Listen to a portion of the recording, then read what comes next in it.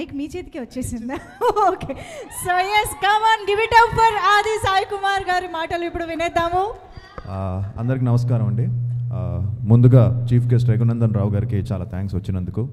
అలాగే అందరూ మీడియాకి అందరికీ చాలా థ్యాంక్స్. అండ్ ఎస్, షణ్ముఖ ఈ టైటిల్ షణ్ముఖ్ గారు చెప్పిన వెంటనే మా ఇంట్లో అందరూ కూడా చాలా పాజిటివ్గా, నాకు ఎంతోమంది ఫ్రెండ్స్ వెల్ విషెస్ అందరూ కూడా టైటిల్ చాలా బాగుంది అని చెప్పారు.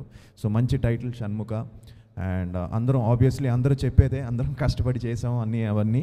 బట్ ఒక మంచి ప్రయత్నం అండి ఇది, తప్పకుండా ఒక మంచి అటెంప్ట్. అండ్ 100% అందరం 100% ఇచ్చాం. And very happy to be work with Avika.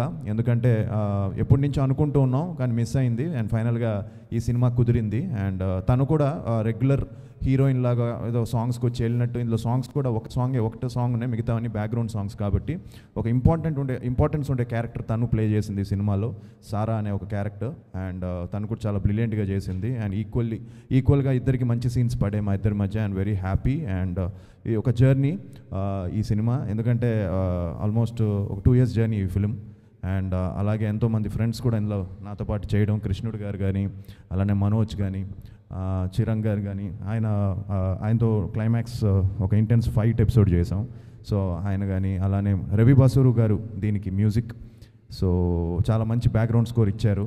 And especially the climax last ½ an hour and లాస్ట్లో వచ్చే షణ్ముఖుడి మీద వచ్చే సాంగ్ మంచి గూస్ బంప్స్ వస్తాయని నమ్మకం నాకుంది.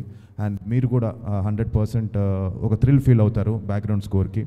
సో షణ్ముఖ్ గారు చాలా కష్టపడి, చాలా ప్యాషనేట్గా ఆయనే డైరెక్ట్ చేసి, ఆయనే ప్రొడ్యూస్ చేసి, ఈరోజు మొత్తం ఆయనే భుజాల మీద వేసుకొని ఈ సినిమాని మీ ముందుకు తీసుకొస్తున్నారు. సో 100% మీరు అందరూ వచ్చి మమ్మల్ని ఆశీర్వదించాలని మనస్ఫూర్తిగా కోరుకుంటున్నాను. March 21st సినిమా రిలీజ్ అవుతుంది.